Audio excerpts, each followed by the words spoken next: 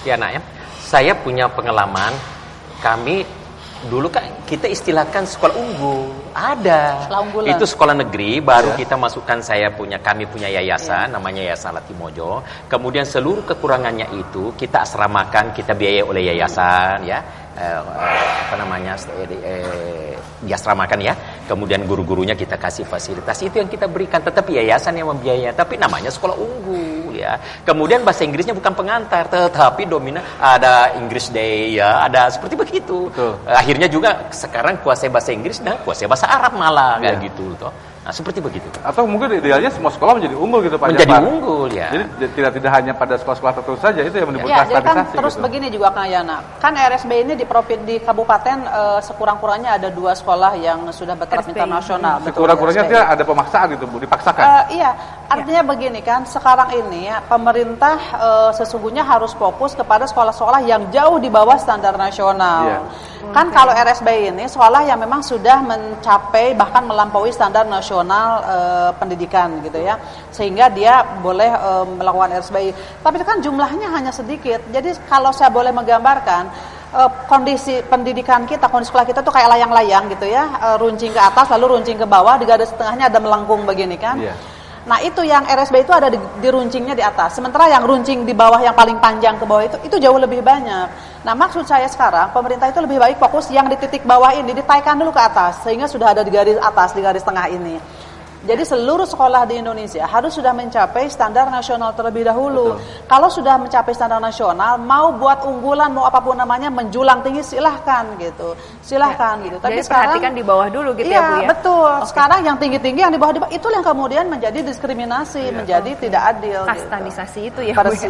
Oke, baiklah sebelum dilanjutkan perbincangan kita, pemirsa jangan kemana-mana, kita akan kembali setelah jeda yang satu ini.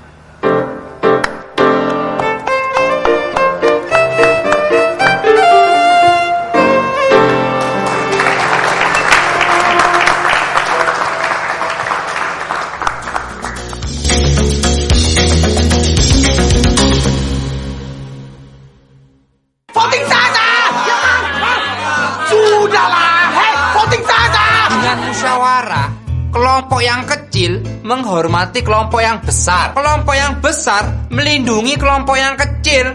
Sementara voting itu hanya menguntungkan kelompok yang besar karena berdasarkan suara terbanyak. Tapi kalau kita musyawarah terus bisa ketinggalan desa kita. Betul. Tapi kan yang dicari teh kesejahteraan untuk bersama, bukan cepat atau lambatnya.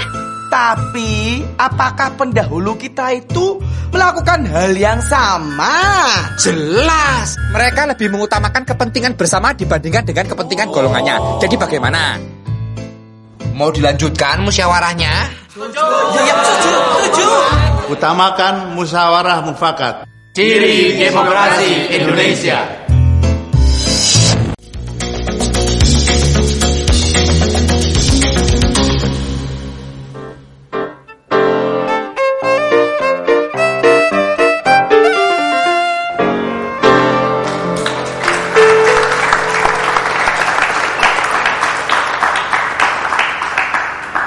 Masih bersama kami dalam sosialisasi publik 4 pilar. Nah tadi bicara soal RSBI ini Bu. Kalau misalnya tidak ada pungutan tambahan sementara fasilitas yang ada sudah terlanjur banyak ini Bu. Karena ada biaya perawatan juga ya. Sayang juga kalau tiap kabupaten wali kota ada minimal ada 2, tandanya sekitar 1.000 sekolah yang sudah memiliki fasilitas yang lebih dan canggih dan ada biaya yang sudah dikeluarkan. Ini bagaimana ya Bu nasibnya nanti? Oh, tidak berubah. Jadi sekolah yang kemarin RSBI tetap prosesi belajar masih tetap berjalan. Tapi ada biaya tambahan kan Ibu? Nah itu yang biaya tambahan itu yang tidak boleh. Kan dulu begini ya, saya sampaikan contoh gitu. Jadi ada orang tua murid kemudian daftar ke sekolah tersebut, kemudian lulus diterima. Tiba-tiba setelah 2 bulan berjalan, sekolah itu mendatangi orang tua murid itu dipanggil, lalu diberitahu bahwa ada biaya murid baru sekitar 7 juta, lalu ada biaya untuk yang lainnya 600.000. Itu biaya-biaya begitu karena mengatasnamakan RSBI gitu. Itu satu. Ada juga kejadian anak itu daftar dia mau masuk kelas reguler, tapi tiba-tiba ketika sudah belajar dipindahkan ke kelas RSBI. lalu kemudian dimintakan pungutan gitu. Nanti jadi Dan biaya itu tidak tambahan boleh. itu nanti dari mana? Dari APBD atau dari mana? Oh iya, kan begini, selama ini pun RSBI ini kan sudah memperoleh anggaran dari pemerintah, dari APBN dan APBD sudah ada gitu. Tetapi kemudian tadi mayoritas sekolah-sekolah RSBI bantuan dari pemerintah dan pemerintah daerah itu lebih banyak kepada peningkatan fisik, bukan kepada peningkatan mutu. Sehingga untuk peningkatan mutu, untuk penambahan pemadatan belajar lah, untuk segala macam, akhirnya dibebankan kepada orang tua. Padahal tanpa harus diminta pungutan dari orang tua pun pemerintah sudah cukup untuk membiayai sekolah yang bertaraf internasional tersebut. Tapi lagi-lagi karena mungkin ada ambisiusme pihak sekolah ingin berlomba-lomba, saya adalah sekolah bertaraf internasional yang terbaik, sehingga dan kecenderungan karena orang tua mana sih yang gak mau anaknya masuk sekolah yang terbaik kan begitu. Tapi kan lagi-lagi tidak semua orang tua mampu menyekolahkan anak ke situ. Tentu yang hanya yang punya uang yang mampu, yang tidak keberatan membayar biaya mahal.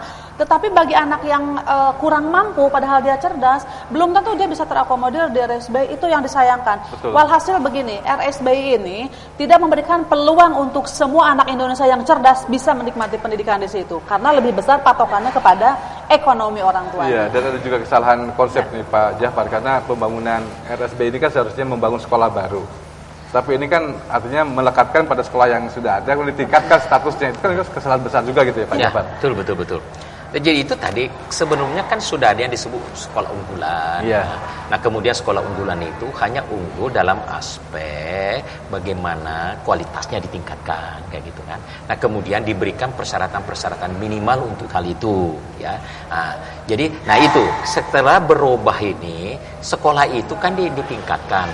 Kemudian tadinya juga ada sebenarnya ibu teorinya ada subsidi silang ya bagi orang yang kurang mampu. Ternyata sekolah-sekolah yang menyatakan dirinya internasional ini tidak melakukan itu, sehingga semuanya dipungut. Akhirnya sebenarnya masuk di situ adalah yang pintar, kemudian anak-anak punya uang, itu yang bisa. Nah, padahal justru itu baru dari aspek dari soal kepintarannya. Nah, padahal soal aspek-aspek culture, aspek etika, aspek peradaban, itu kan semua harus diberikan satu untuk membentuk manusia utuh yang dibutuhkan di dalam pendidikan Indonesia. Itu sebenarnya keberatannya. Nah, sekarang ini pasti tetap jalan, cuma label namanya dihilangkan, pungutannya dikurangi, ya itu Olga, karena dia dapat APBN. Dapat APBD 1 provinsi, dapat APBD 2. Tambah lagi dari orang tua murid. Jadi 4 komponen dia terima. Ya kalau cuma menghilangkan label kan juga tidak ada artinya Pak Jafar gitu. Ini kan tidak adil juga gitu. Menghilangkan label, kemudian tidak ada lagi pungutan-pungutan. Tapi dari negara tetap memberi tambahan tetap dana. memberikan dan kemudian dapat orang-orang yang kurang mampu masuk di situ, ada aturan mainnya. Apalagi sekarang ini sebenarnya kan setiap calon bupati calon gubernur pasti janjinya adalah pendidikan gratis. Dari SD, SMP, SMA gitu. Padahal semua orang juga tahu Pak, pasti gratis. Jadi gratis kecuali kan begitu.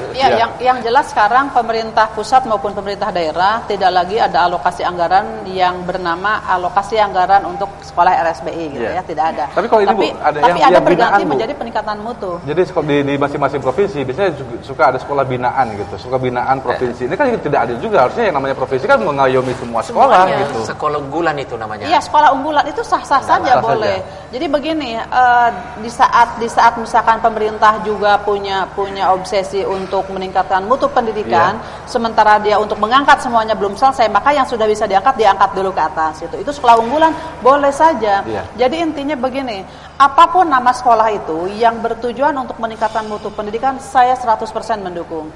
Tetapi apapun namanya, jika dalam upaya peningkatan mutu itu sekolah menjadi liar mengambil pungutan, nah itu yang saya tolak. Apalagi udah bahasa asing juga gitu ya. Nah, yang menarik di sini karena ada label internasionalnya, sungguh-sungguh mengecilkan makna kita gitu tuh loh.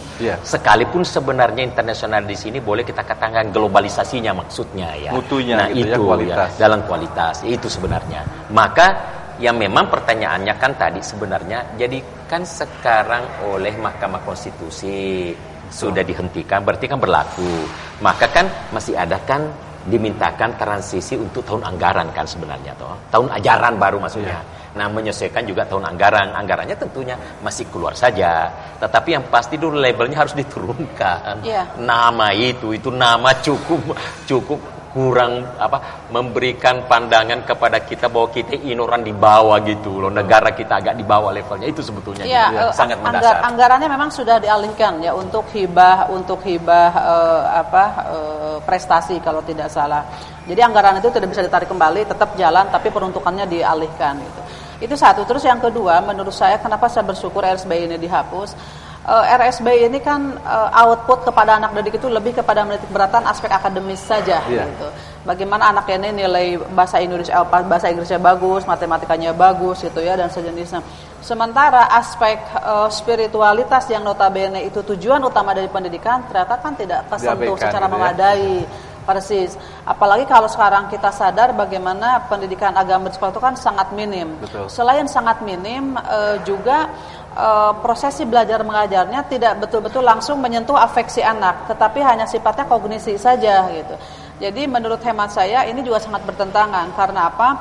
Di dalam pasal 3 tujuan pendidikan nasional adalah berkembangnya potensi peserta didik agar memiliki keimanan, ketakwaan, akhlak mulia, cerdas, kreatif, inovatif, menjadi warga yang demokrasi dan bertanggung jawab gitu ya.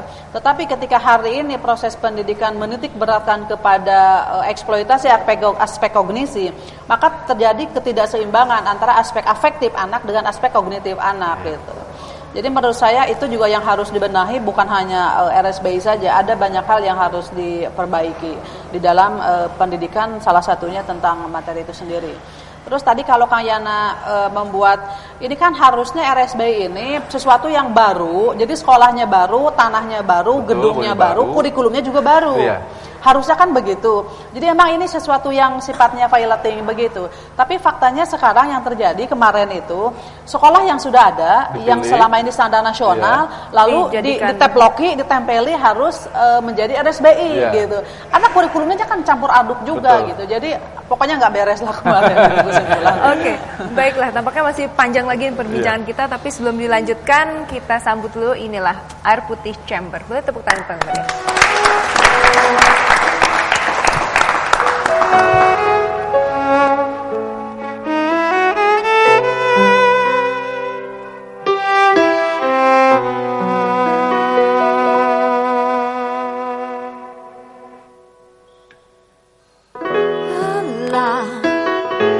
Lama ku bertahan demi cinta, wujudkan sebuah harapan. Namun ku rasa cukup ku menunggu, semua rasa telah hilang. Sekarang aku tersadar cinta yang tunggu tak kunjung datang. Apalah arti aku menunggu bila kamu tak cinta lagi. Dahulu kaulah segalanya, dahulu hanya dirimu yang ada di hatiku. Sekarang aku mengerti, tak perlu ku menunggu demi cinta yang